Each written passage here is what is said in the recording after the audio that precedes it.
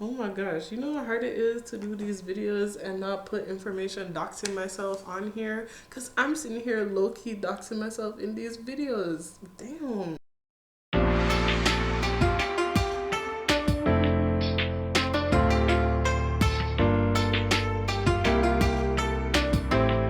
Hello and welcome back to my channel. So today we're going to be talking about drop shipping. I'm not going to go into the regular stuff that you probably hear about it, like, oh, what is drop shipping? Oh, I started a business from $0. Oh, this, oh, that. I'm not doing that. I'm going to just let y'all know what my journey was with it, because I started it for, it was my Christmas present to myself to start a business. I very much listened to the videos that were online saying, oh yeah, started a business with this and that. I knew it wasn't going to be $0 startup fee. It was going to be low. And yes, it is a low startup. It is not zero though. The number to start it up is not zero, but we're gonna get into it. I'm just gonna give you my steps on how I did it. So the first thing that I did was register the business. I registered mine as the option that best fitted, a SP, sole proprietorship. I went through Owner, which is an app by RBC. This is not a sponsored video. I just, I'm familiar with that one, so that's the one that I used. I actually really liked it. It wasn't hard. It was a couple of steps. You put in the information that you need to put in, and they deal with all of the registration with the government. I loved that. They sent me the documents. The documents are on their dashboard, but they sent me email notifications on what was going on, when everything was approved, when everything was registered, all of that. I'm going to say, don't be like me and be impatient, because I did mine. Like, I registered mine on a holiday and didn't factor in that the government would be closed. But yes. Yeah. Anyways, first thing I did was register mine. The second one I did was the second step was I signed up for Shopify. So Shopify is what I use to run my website. Again, not sponsored. It was just the one that I was most familiar with, and after doing research and looking at, I think it was the time that I looked at Shopify is the reason why I was with it, mostly because I'm a low-cost girly, okay? If I could do things low cost, that's how I'm gonna get them done, all right? If I ain't gotta be spending big bucks to get quality, I ain't gonna be spending big bucks to get quality. So when I registered for my Shopify, they were having a sale where the first 3 months were $1. Yeah. And I would recommend from that when you are looking at websites, you look at the specifications that you want. Yeah, you look at the stuff that you want, but if you could hold off until they're having a sale or something and it's cheaper, I would do that. I would do that because in order to wait until my business gets more traction, which is what I'm doing, I'm still very much in the first year of business, still trying to, get the traction going, do all of the things to make it actually successful and get me a ROI, return on my investment. I need some time. I understand it's going to take some time. I'm not a patient person, but I understand that it's going to take some time. I would also like for when it is taking that time that it doesn't cost me an arm and a leg in maintenance. That's all I'm saying. That is all I'm saying. So my tip to you would be wait until one of these places have a sale, right? So signed up for my Shopify, paid for the plan. So far, it's working all right for me. I very much do enjoy it. I like going through all of the steps and putting everything together. It is a lot of steps to put stuff together though. Not gonna lie, it might not be a very huge monetary investment. It is a big time investment though.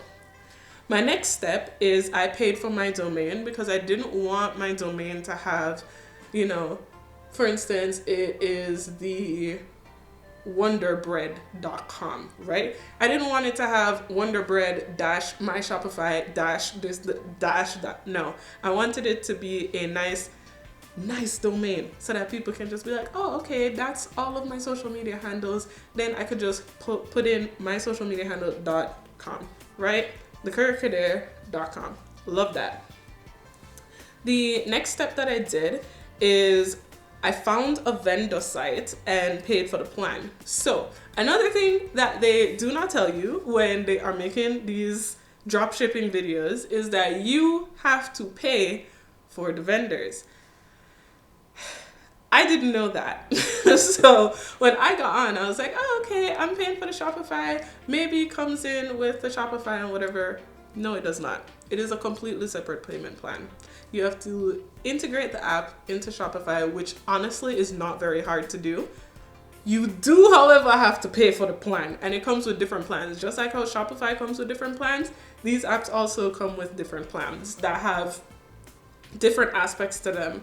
So if you have a basic plan, yeah, they do have free plans, but they leave out different things that I think are very important, especially when you're running an e-commerce business, like efficient tracking and a quantity of how many different items you can have on your site. So as an example, there can be a free plan and it does not include tracking, and it only lets you put on like 15 items. You can only import 15 items into your store. You're very limited on variety. Also, the free plan, on top of those 15 items, you get like maybe a choice of 200 suppliers. Then you have a plan for like $20. That one does include the tracking. However, the tracking is limited and you only have like 2 or 3 options for shipping, as well as you can now put on 25 items, as well as you have access to 300 suppliers. So as the plans go up, you get different benefits and it's easier to expand. So I would upgrade my plans based on how well it's doing and how much it can expand. So if you are making more per month than the $20 that it's going to cost you for this much, you can now afford to go up to the $30 plan where you can now expand. I would do that. I would scale it based on however it's your business. You know how you want to scale it. If you are comfortable with keeping it just at the $20, do it. Don't make nobody tell you otherwise. Do what you want. Okay, so my next step was setting up the Shopify site and store. So with the policies, taxes, shipping, automations, there are so many things that you can integrate into your Shopify, and I would implore you to go and observe it before you make the site active and start the marketing. Observe everything, because that's what I did. I just thought, okay, yeah, let me put all of this up. No, it took me probably, and this is including like also going to work and stuff, it took me 3 or 4 days to go through everything, which included like the policies, so making the return policy, the shipping policy, the terms and conditions, the privacy policy. All of those things need to be on your site. And you also need to take into account that there are different privacy policies for different places. For instance, you have a general privacy policy, yeah, that can be used in Canada, yeah, that can be used in the US. California has specifications. Great Britain has specifications on their privacy policies and how you use cookies. So you need to look into that as well. Taxes, you need to look into which countries you would like to ship from, which countries your supplier can actually ship from, and then look into the shipping for all of that. Because when you choose a supplier, you need to be, when you're looking for products, please, I beg, look at the shipping for each country. Don't just look at shipping for Canada or whatever, unless Canada is the only the country you're shipping to.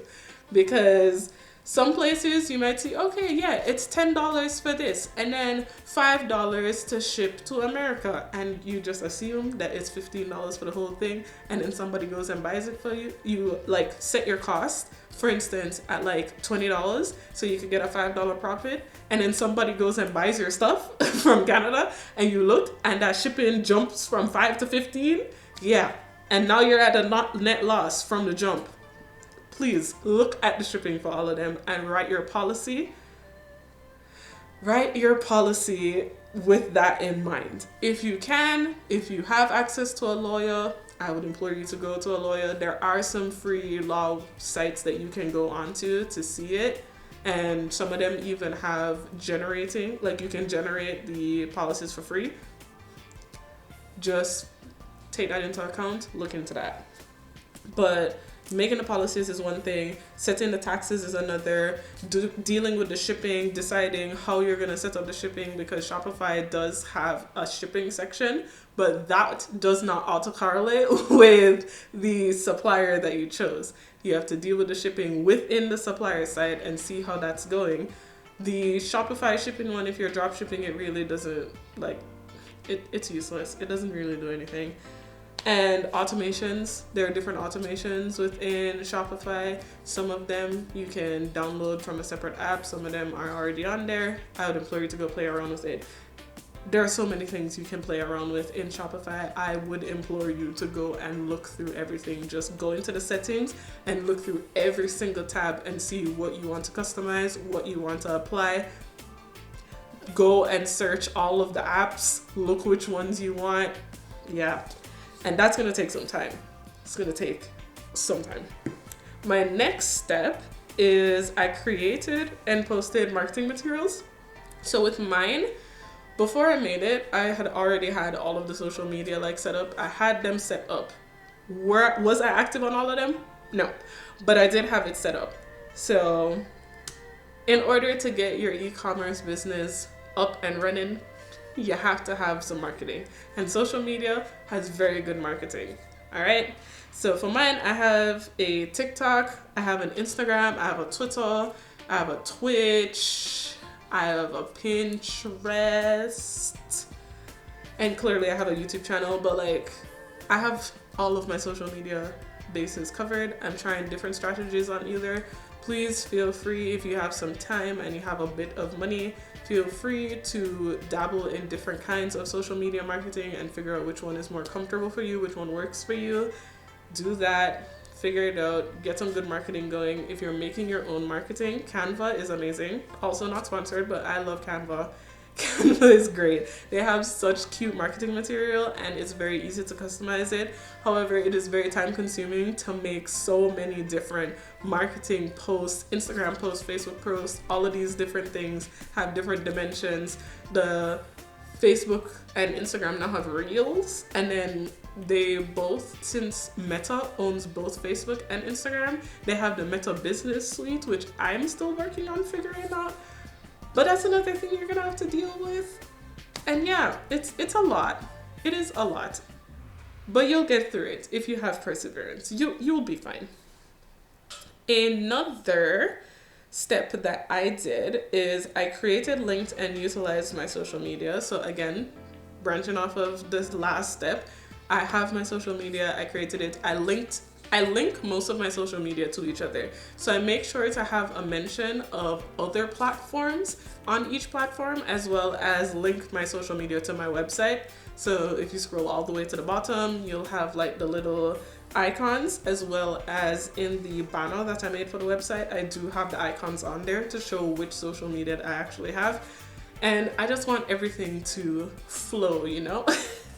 I don't know what that was, but I want everything to flow as smoothly as possible with the social media and the website. So that's another thing.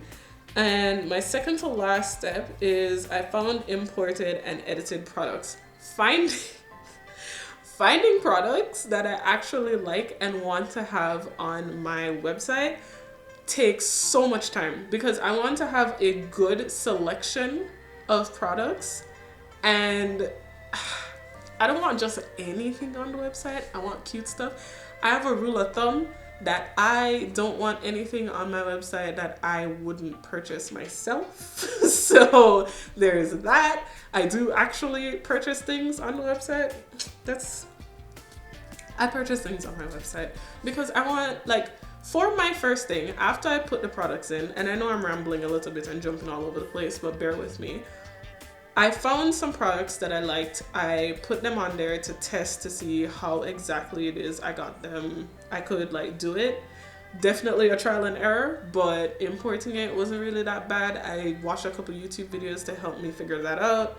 Setting the prices, depending on which app you have, you can set it within the app and it will just import all of the changes into Shopify, or you have to import it and then do the changes in Shopify. You really have to figure that out based on the app that you imported it in.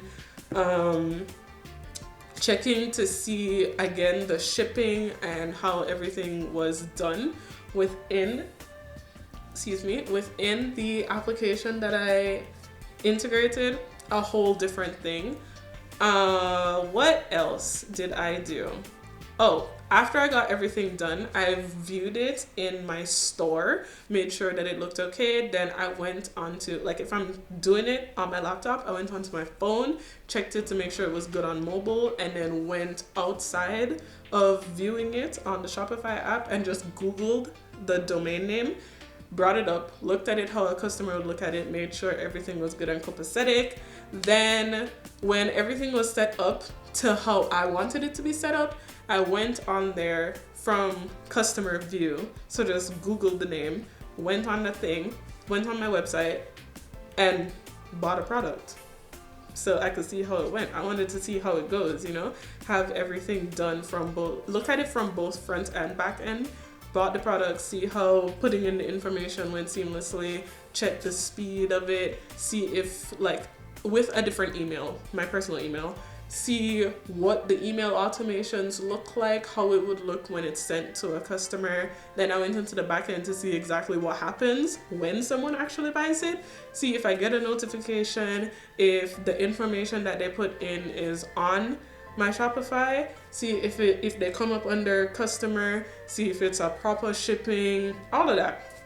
I went and just did a whole test run because to be honest, I don't know how they do their whole test runs when you're setting it up, because it does have a thing where you could, like, do a test invoice and stuff like that. I wanted to see how people would actually see it, as well as I wanted to see if things would pop up when I set them to pop up, and it went well for me so far.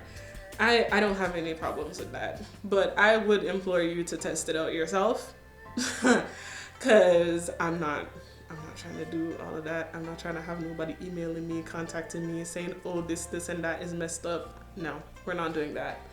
The last thing that I did is I set up a business bank account and set up a debit card. So, probably should have put that further up at the top because I very much did that before I made the website public, because you need to have a bank account set up to this before they allow you to, well, I mean, I had mine set up, so I don't know if they wouldn't allow you to make purchases, but yeah, set it up. Choose a bank that you like. With Owner, I know that when you register your business with them and you open up a bank account, it does give you $100 if you open up the bank account with RBC. I didn't do that. I opened mine up with my personal bank, but that's because I like going to one place to do stuff. That was entirely a me preference. If that's what you want to do, sure, go right ahead. Do whatever you feel comfortable with. Again, it is your business. Feel free to continue. I very much am striving for some level of transparency for mine. I like working on it to make sure that it is working well and keeping up the maintenance. With dropshipping, they do very much warn you that it may take a while, like shipping may take a while because stuff is coming from China. I did try super hard when I first started to find an app that would give me stuff that came from the US and Canada, because one, I wanted fast shipping, and two, it's like domestic. I would be supporting businesses here. However, the stuff that are manufactured in the US and Canada, I found were quite expensive, and I personally could not justify setting the prices that I was setting on my website because I do very much have to mark it up a percentage to get a profit. I personally would not have paid that much to get them stuff. So I I had to go back. I was just like, yeah, no, I can't do that. I'm gonna be drop shipping from China. I'm so sorry. But I do make that very clear in the specifications of my products. All of them, they have where they come from. Most of it is mainland China. In my shipping policy, it is very, very clear how long it's gonna take to get there, what is the estimated time, how long you're gonna be waiting for your product. It was very important to me to make sure that that bit of information was in there. So it's there. Please very much check your shipping policies when you are buying something from a website. But anywho, that's my little tidbit. I might do an update video based on, different things. There are obviously different variables. Let y'all know if it failed, if it passed, if I'm doing it, if I'm continuing to do it. I'll probably update y'all in like July or something, but I'll let you know. In the meantime, feel free, watch some other videos.